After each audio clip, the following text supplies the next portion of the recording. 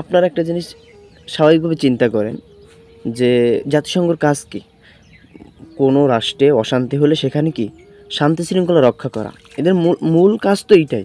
আর মূল কাজ থাকার কথাও তো এইটাই, এইটার উদ্দেশ্য তো এটা প্রতিষ্ঠিত। কিন্তু আপনি দেখেন, যদি এই উদ্দেশ্য হয় তাহলে পৃথিবীর বিভিন্ন জায়গায় যে অশান্তি হচ্ছে, ইসরায়েল ফিলিস্তিন, ইউক্রেন রাশিয়া, এখন ভারত পাকিস্তান, তাহলে এইগুলো তারা নিয়ন্ত্রণ করে না কেন? এইগুলো তারা শান্তি স্থাপন করে না কেন? এই যে লক্ষ লক্ষ মানুষের জীবন যাচ্ছে, এগুলোর জন্য তারা কি করছে? তাদের, আপনারা নিজেদের বিবেক দিয়ে চিন্তা করেন, যদি তাদের এই উদ্দেশ্য থাকে তাহলে তারা এগুলো নিয়ন্ত্রণ করে না কেন? হ্যাঁ, এটা জীবনেও করবে না। তারা নিয়ন্ত্রণ করবে আফ্রিকা মহাদেশ, আফ্রিকা মহাদেশে কিছু হবে সেখানে যেয়ে তারা নিয়ন্ত্রণ করবে। এখান থেকে বহুত বছর ধরে তারা করছে, 100 বছর ধরে তারা এভাবে করে আসছে, আর এটা সারা জীবন করে যাবে। কেন আপনাদের কি একটুও বিবেক কাজ করে না? কেন তারা আফ্রিকা মহাদেশে তারা কোনো অশান্তি সৃষ্টি হলে সেখানে যে শান্তি শৃঙ্খলা রক্ষা করছে? হ্যাঁ, এটা তো করবে।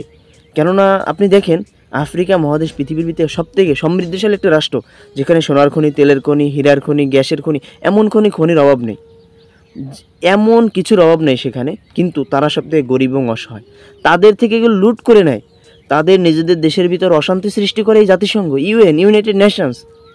এরাই তারা, তারা আমি আজকে জোর গলায় বলতেছি, আমি আজকে থেকে বলতেছি না, আপনারা শুনছেন না, আমি এখান থেকে 3 থেকে 4 বছর আগে থেকে আমি বলছি কথাগুলো, যে এরাই এই কাজগুলো করছে, এরাই পৃথিবীর অশান্তি সৃষ্টির মূল কারণ, এরাই এগুলো সৃষ্টি করছে।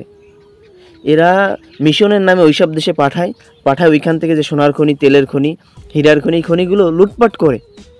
আর কিছু মানুষের মিশনের নামে কিছু অর্থ দেয়, তারা কিছু বাহিনী, আমি নাম বলছি না, যারা মিশনের উদ্দেশ্যে দেয় তাদেরকে কিছু সামান্য অর্থ দেয়, যার বিনিময়ে তারা আর এটা মুখ খোলে না। চিন্তা করেন, পৃথিবীর সবথেকে সমৃদ্ধশালী রাষ্ট্র হলো আফ্রিকা, তারা থাকবে পৃথিবীর ধনী, তারা কি করছে? তাদের নিজেরা ভিতরে গৃহযুদ্ধে লিপ্ত। আমরা আছি আমাদের দেশে বিভিন্ন কিছু রাজনৈতিক দল নিয়ে, আমরা এখানে নিয়ে লিপ্ত, আমাদের মস্তিষ্কটা এর ভিতরে সীমাবদ্ধ, আমরা বাইরের কিছু নিয়ে চিন্তা করি না। ভাই, আপনি আপনার দেশে আছে, আপনি পৃথিবী নিয়ে চিন্তা করেন, তারপরে তো আপনার দেশের ভিতর, আমরা দেশের ভিতর কি চিন্তা করি? হয় রাজনৈতিক দল নিয়ে, কোন দল জিতবে, কোন দল হারবে, এইটা নিয়ে আমরা সীমাবদ্ধ, কারা আসবে, কারা লুটপাট করে খাবে, এই চিন্তা।